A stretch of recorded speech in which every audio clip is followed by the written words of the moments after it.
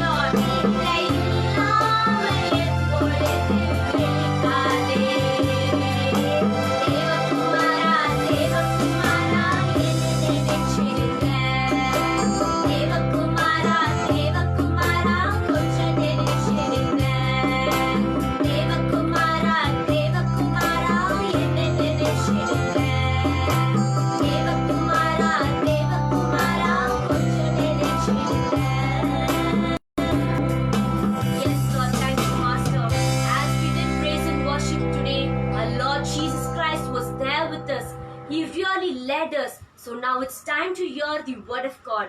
As the word of God is going to come inside our heart, so let us cherish each and everybody and bear a good fruit. So now let's hear the word of God today and let be a mankind to all the people. Yes, thank you. Praise the Lord. Hallelujah. இயேசுவுக்கே புகழ், இயேசுவுக்கே நன்றி. இந்த உன்னதமான மாலை வேளையில் சகோதர சகோதரிகளே, அன்பான வாலிபர்களே, நாம் யாவரும் ஆண்டவரை துதித்தோம், போற்றினோம், புகழ்ந்தோம், ஆராதித்தோம். ஆண்டவர் இயேசுவுக்கு நாம் நன்றி செலுத்தணும். ஆகையால் இப்பொழுது நாம் இறைவாக்கை கேட்போமாக.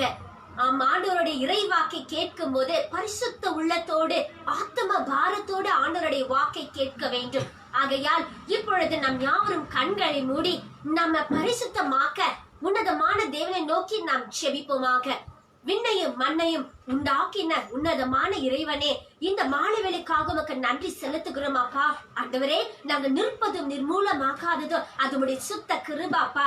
இன்றைக்கு ஆண்டவரே, உண்மை காணக்கூடிய ஒவ்வொரு வாலிபர்களை உங்களுடைய கரங்களை ஒப்பு கொடுத்து செபிக்கிற ஆண்டவரே அப்பா, இன்றைக்கு நீங்க கொடுக்கக்கூடிய வெளியேற பெற்ற வார்த்தைகள் யாவற்றும் ஆண்டவரே ஒவ்வொரு வாலிபர்களுடைய உள்ளங்களை தொடுபடிக்காய் நாம் ஒப்பு கொடுத்து செபிக்கிறோம் ஆண்டவரே. நீங்க இன்றைக்கு பேசக்கூடிய வெளியேற பெற்ற வார்த்தைகள் ஒவ்வொரு உள்ளத்தை ஆண்டவரை பரிசுத்தமாக்கும்படிக்காய் செபிக்கிறோம் ஆண்டவரே. உம்முடைய வாக்கு அது உயிர் உள்ளது, ஆற்றல் மாய்ந்தது ஆண்டவரே. ஆகையால் உயிர் உள்ள வார்த்தை ஆண்டவரே ஒவ்வொரு மனிதனுடைய சரீரத்துக்குள் இதயத்துக்குள் போகும்போது நீர் பெரிய காரியங்களை செய்து வழிநடத்தும்படிக்காய் ஒப்பு கொடுத்து செபிக்கிறோம் அப்பா.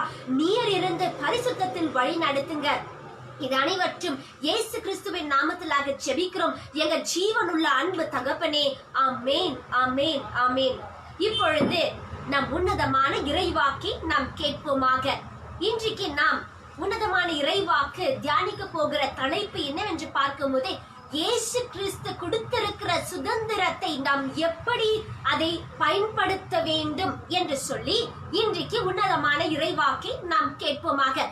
Today, my dear youths, we are going to listen to the word of God on the topic how to utilize the freedom which is given by our Lord Jesus Christ in a rightful manner.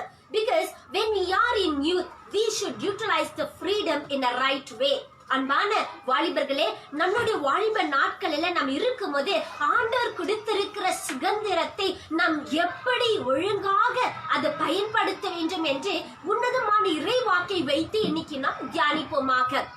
முதலான காரியம், முதலான வார்த்தை என்னவென்று பார்க்கும்போது, கலாத்தியர் 5ஆம் அதிகாரம் 1வது வசனத்தை நாம் வாசிப்போம். Galatians chapter 5 verse 1. Now let's read it.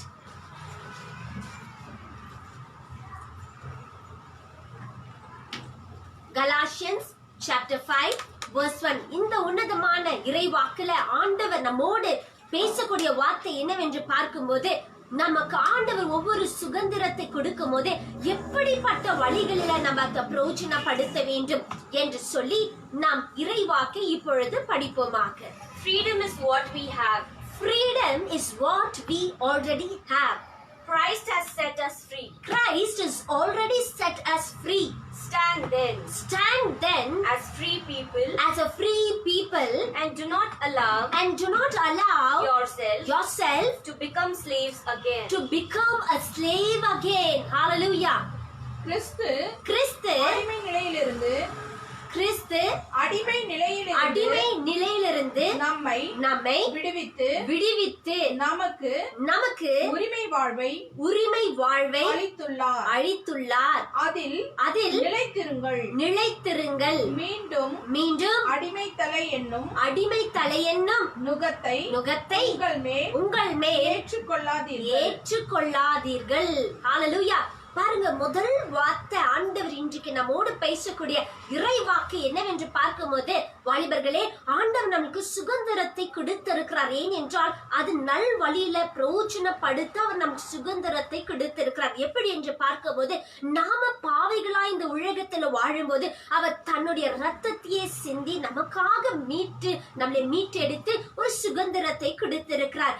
ஏன் என்று பார்க்கும்போது, தன்னுடைய பிள்ளைகள் அடிமை தனத்தில் வாழாத விடாதபடிக்கு அடிமை என்று பார்க்கும்போது, நாம் தவறு செய்யும் போது ஒவ்வொரு பாவமும் நம்மளை தன்னுடைய பாவத்துல நம்மளை அடிமையாய் ஆக்கிவிடும். இன்றைக்கு எவ்வளவு வாலிபர்கள் தன்னுடைய வாலிப நாட்களை தீயான வாழ்க்கைக்கு அடிமையாய் வைத்திருக்கிறார்கள்.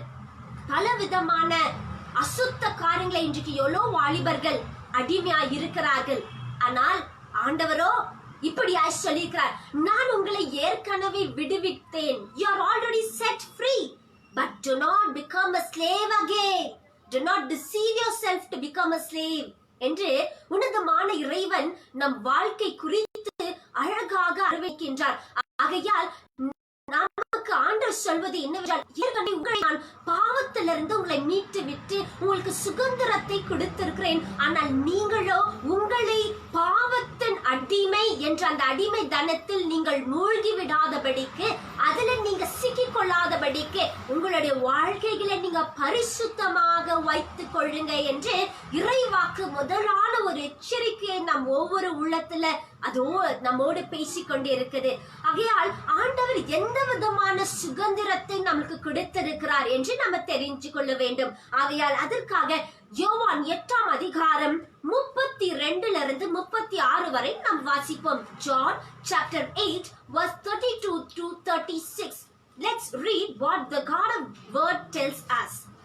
You will know the truth. You will know the truth, And the truth will set you free.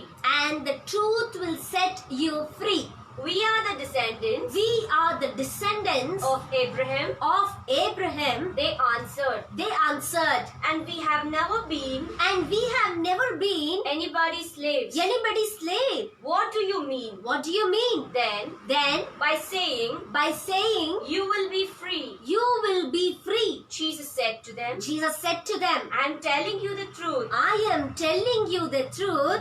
Everyone Everyone who sins who sins is a slave of sin. is a slave of sin. Please underline this word. The God is telling, whoever sins, they are the slave of sin. A slave does not belong A slave does not belong to a family to a family permanently, permanently, but a son belongs but a son belongs there forever. there forever. If the son sets you free, If the son sets you free, then you will be really free. then you will be really free. Hallelujah. பாருங்க, ஆண்டவர் அழகான ஒரு இறைவாக்கு நம்முடைய ஒவ்வொருடைய வாழ்க்கை குறித்து அவர் பேசிக்கொண்டிருக்கின்றார். உண்மையை அறிந்தவர்களாயும் உண்மையை அறிந்தவர்களாகியும் இருப்பீர்கள். உண்மை உண்மை உங்களுக்கு விடுதலை அளிக்கும் விடுதலை அளிக்கும் என்றார். யூதர்கள் அவரை பார்த்து உங்களுக்கு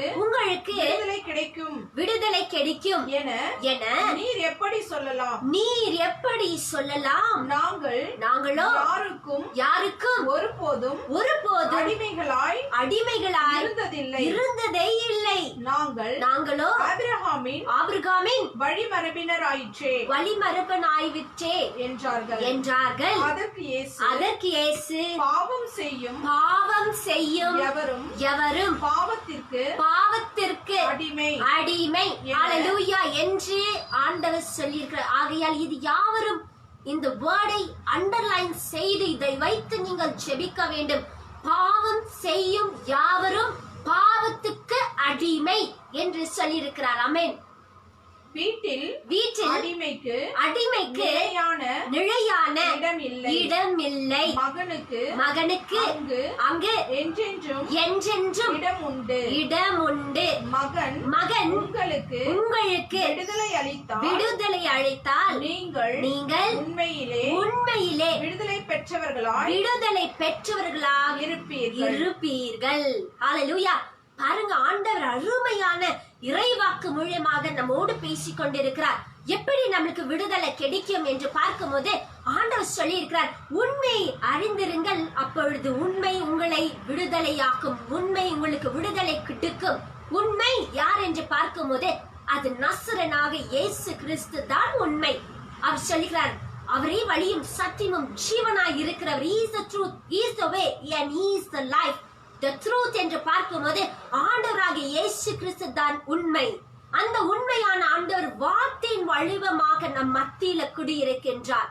ஆகையால் உண்மையான இறைவாக்கை நாம படிக்கும் போது ஆண்டவர் நமக்கு நம்மளுடைய வாழ்க்கையில எதை செய்ய வேண்டும், எதை செய்யக்கூடாது, முக்கியமாக வாலிப நாட்கள தன்னுடைய வாலிப வாழ்க்கையை எப்படி பரிசுத்தத்துல காத்து கொள்ள வேண்டும் என்ற ஆண்டவருடைய இறைவாக்கு ஒவ்வொரு மனிதனுக்கும் அது சொல்லி கொடுத்து கொண்டே இருப்பது.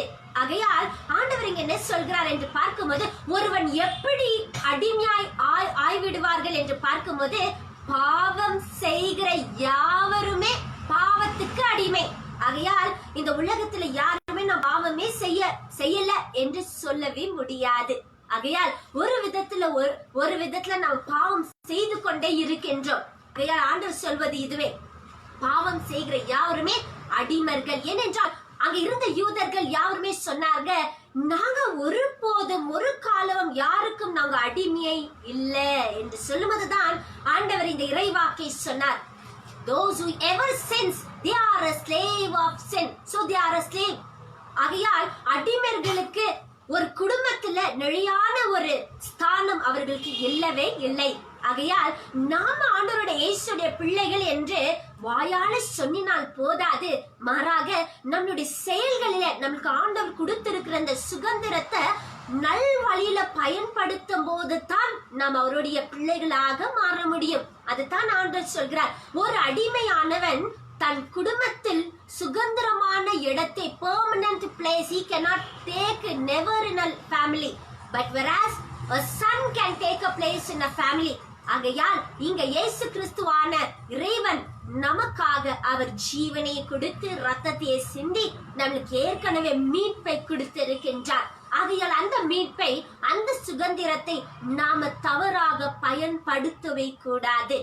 இறைவாக்கு நமக்கு என்ன சொல்வதோ அதுவே செய்து வாழ வேண்டும். ஆகையால் ஏன் ஆண்டவர் நமக்கு சுதந்திரத்தை கொடுக்கணும் என்று பார்க்கும்போது, ஏசாயா 61 அதிகாரம் 1வது வசனத்தை நாம் வாசிப்போம். Why did God give freedom to all the people, especially to youth? Why he want to give the freedom? Because now let's read the word of God and listen to the God's word. ஆண்டவராகிய என் தலைவரின் ஆவி, ஆண்டவராகிய என் தலைவரோட ஆவி என் மேல் உள்ளது, என் மேல் உள்ளது.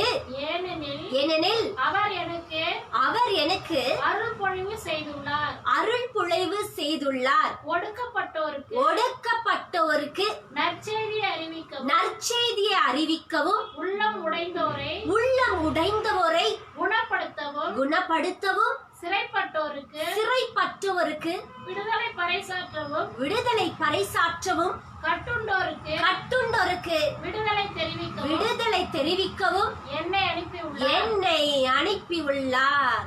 ஹல்லேலூயா. The sovereign Lord has filled me with his spirit. He has chosen me and sent me to bring good news, number 1, to the poor, to heal the brokenhearted, number 2, to announce release to captives, number 3, and freedom to those in prison. Hallelujah. ஆண்டவர் ஏன் ஒவ்வொருத்தருக்கும் இந்த சுதந்திரத்தை கொடுக்க வேண்டும் என்றால், சும்மா அந்த ஃப்ரீடமை சும்மா நம்ம செலவழிக்கிறதுக்காக கொடுக்கவில்லை. அது அப்படி வைத்து நம்மளுடைய சொந்த ஒவ்வொரு ஆசைகளை நிறைவேற்றதுக்காக ஆண்டவர் ஃப்ரீடமை கொடுக்கவில்லை. மாறாக அவருடைய சித்தத்தை நிறைவேற்ற, என்ன சித்தத்தை என்று பார்க்கும் போதுதான் ஆண்டவர் சொல்கின்றார், உள்ள உடைந்தவர்களுக்கு நீங்க உன்னதமான இறைவனுடைய வாக்கை சொல்லி அவர்களை பலப்படுத்தவும், பல விதமான காயத்தோடு பல விதமான நோய் நொடியோடு இருக்கிறவங்களை குணமாக்கவும், கட்டுண்டவரை இருக்கிறவர்களுக்கு கட்டுகளை உடைக்கவும் ஆண்டவர் நம்மை உருவாக்கி இருக்கிறார். அதற்காகவே நாம் என்ன செய்ய வேண்டும் என்றால், இந்த யாவருடைய குணத்தை ஆண்டவர் கொடுத்திருக்கிற இந்த பெரிய வாக்கியத்தை நாம சும்மா வைத்து கொள்ளவே கூடாது. ஆகையால் ஆண்டவர் என்ன சொல்கிறார் என்று பார்க்கும்போது, ஆண்டவருடைய ஆவி ஒவ்வொரு மேல் இருக்கும் என்றால் அவர்கள் இந்த ஒவ்வொரு காரியத்தையும் செய்து ஆண்டவர் கொடுத்த அந்த சுதந்திரத்தை பயன்படுத்தி அவருக்காக மகிமை சேர்ப்பார்கள். ஆகையால் பிரியமான வாலிபர்களே, உங்களுடைய வாலிப நாட்களில நீங்க எந்த விதையை விதைக்கிறீங்களோ இல்லையோ, ஆனால் ஆண்டவருடைய விதையை விதைக்கும் போது ஒரு பெரிய பலன் ஆண்டவர் உங்களுக்காக விண்ணக ராஜ்யத்துல அவர் கண்டிப்பாக வைத்திருப்பார். ஆகையால் உங்களுடைய வாலிப நாட்கள ஆண்டவர், நான் வாலிபனா இருக்கிறேன், என் வாழ்க்கையில் நான் என்ன வேணுமோ அது செய்வேன். Yes, you can do, but please realize that God is given the freedom only to do His will and not to do our worldly desires. ஹalleluya. ஆகையால் கடைசியாக எங்க விடுதலை இருக்கோ என்று பார்க்கும்போது 2 கொரிந்தியர் 3ஆம் அதிகாரம் 17வது வசனத்தை நாம் வாசிப்போம். 2 Corinthians chapter 3 verse 17. ஆண்டவர் என்பது தூய ஆவியானவரை குறிக்கின்றது. ஆண்டவருடைய ஆவியார் இருக்கும் இடத்தில் விடுதலை உண்டு. ஹalleluya. விடுதலை எங்க இருக்கு என்று பார்க்கும்போது தூய ஆவியானவர் எங்குண்டோ அங்க விடுதலை உண்டு. ஆகையால் ஆண்டவர் சொல்லியிருக்கிறார், உங்களுடைய இருதயம் தேவன் தங்கக்கூடிய ஆலயம். அப்போ நம்மளுடைய இருதயத்தில் யாரை இந்த இருதயத்துல வைக்கிறோமோ இல்லையோ, முதலாக பரிசுத்த ஆவியானவரை, உன்னதமான இறைவாக்க நம்மளுடைய உள்ளத்துல நாம சுமக்க வேண்டும். ஏனென்றால் இது ஆலயம், ஆண்டவர் தங்கக்கூடிய ஆலயம். அந்த ஆலயத்தை நம்ம கலங்கப்படுத்தாதபடிக்கு இறைவாக்கை நம் உள்ளத்துல நிரப்பி பரிசுத்த ஆவியானவர் நம் உள்ளத்துல இருக்கும் போதே போதங்க, உங்கள் வழியாக பலர் மீட்கப்படுவார்கள். ஆகையால் பிரியமான வாலிபர்களே, இன்றைக்கு நீங்க தீர்மானிக்க வேண்டும், என் வழியாக எவ்வளவு மக்கள் மீட்படைந்திருக்கிறார்கள், என் வழியாக எவ்வளோ என் நண்பர்கள் மீட்படைந்திருக்கிறார்கள், எவ்வளோ வாலிபர்கள் சிகரெட்டுக்கும் போதைக்கும் குடிக்கும் பலவிதமான அசுத்த கிரைகளுக்கும் இன்றைக்கு ஈடுபட்டு கொண்டு அவங்க வாழ்க்கைகளே நாசமாய் கொண்டு இருக்கிறது.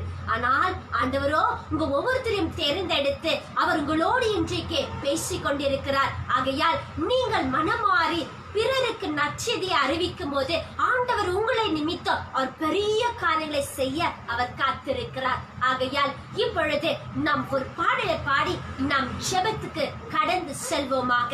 விடுதலை நாயகன் அவர் எப்பவுமே வெற்றியை தருகின்றவர். அவர் எனக்குள்ளே இருக்கிறார், நான் எப்பவுமே ஆனந்தமாயிருப்பேன் என்று சொல்லி இந்த பாடலை பாடி நாம் உற்சாகமாக கைகளை தட்டி ஆண்டவரை நாம் ஸ்தோத்தரிப்போமாக.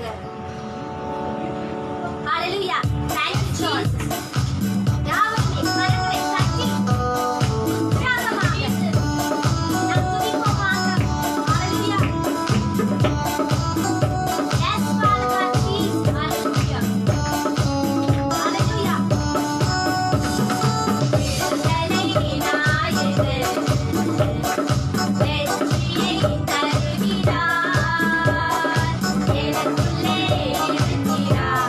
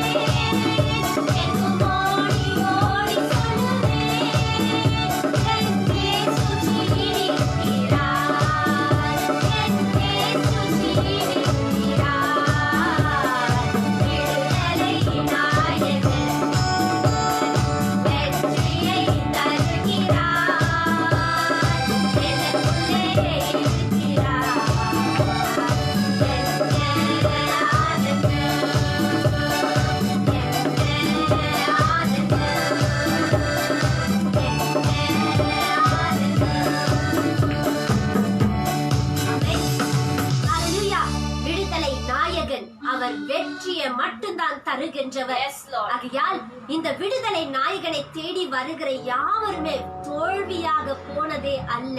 ஆகையால் இப்பொழுது நாம் யாவரும் கண்களை மூடி ஆண்டவர் நம்மோடு பேசின ஒவ்வொரு இறைவாக்கை வைத்து நம் பாரத்தோடு நம்மளே நாம் சமர்ப்பணித்து நாம் செபிப்போமாக. பரலோகத்தில் இருக்கிற உன்னதமான இறைவனே, இந்த மாலைவேளைக்காக உமக்கு நன்றி செலுத்துகிறோம் அப்பா. ஆண்டவரே, நீங்க விடுதலை குறித்து எங்களோடு பேசின உங்களுடைய பரிசுத்த கிருபைக்காக நன்றி. ஆண்டவரே, நீங்க கொடுத்திருக்கிற இந்த பரிசுத்தமான சுதந்திரத்தை ஆண்டவரே நல்வழியில பயன்படுத்த நீர் ஒவ்வொரு வாலிபருக்கும் இன்றைக்கு ஞானத்தை கொடுக்குவீராக. ஆண்டவரே, நீர் இன்றைக்கு பேசின ஒவ்வொரு வார்த்தையும் இந்த தொலைக்காட்சியை ஆண்டவரை பார்த்து கொண்டிருக்கக்கூடிய ஒவ்வொரு வாலிபர் உள்ளத்துல நீர் பேசுவீராக. பெரிய கிரைகளை நீங்க செய்யும்படி ஒப்பு கொடுத்து ஜெபிக்கிறோம். ஆண்டவரே, இந்த தொலைக்காட்சி யாரெல்லாம் எந்தெந்த வாலிபர்கள் பார்த்து கொண்டிருக்கிறார்களோ ஆண்டவரே, இவர்கள் எந்த விதமான தீமையில சிக்கிக் கொள்ளாதபடிக்கு ஆண்டவரே சிக்கிக் கொண்டிருந்தால் இப்பொழுதே இந்த நேரத்தில் ஆண்டவரே இவர்களுக்கு இப்பொழுது ஒரு விடுதலை நீர் கொடுக்குவீராக ராஜா. ஏனென்றால் நாங்கள் ஜெபிக்கிற இயேசு அவர் ஜீவிக்கின்றவராய் இருக்கிறீர். ஆண்டவரே, நீர் கட்டுண்டவர்களை விடுதலை கொடுக்கவே நீர் முன் வந்த உன்னதமான தேவனாய் இருக்கின்றீர். ஆகையால் ஆண்டவரே, இப்பொழுது இந்த தொலைக்காட்சியை பார்க்கக்கூடிய ஒவ்வொரு வாலிபருக்கும் ஒரு புதிய வல்லமை இவர்களுடைய சிரசின் மேல் இறங்குவீராக. அபிஷேக வல்லமை ஒவ்வொருத்தரும் தொடுபடிக்காய் ஒப்பு கொடுத்து ஜெபிக்கிறோம் ஆண்டவரே. அப்பா, நீர் அற்புதத்தை செய்யப்படுற கிருபைக்காக நன்றி. நீரே ஒவ்வொருத்தரும் பொறுப்பெடுத்து பாதுகாத்து பராமரித்து வழி நடத்துங்க. இது அனைவற்றும் எங்க இயேசு கிறிஸ்து என்ப நாமத்திலாக ஜெபிக்கிறோம் எங்க ஜீவனுள்ள அன்பு தகப்பனே. ஆமென், ஆமென், ஆமென். ஆகையால் பிரியமான வாலிபர்களே, அருமையாக ஆண்டவருடைய இறைவாக்கு நம் வாழ்க்கையை குறித்து பேசினது. ஆகையால் இந்த வார்த்தைகளை வைத்து நாம் எப்பொழுதுமே தியானிப்போமாக.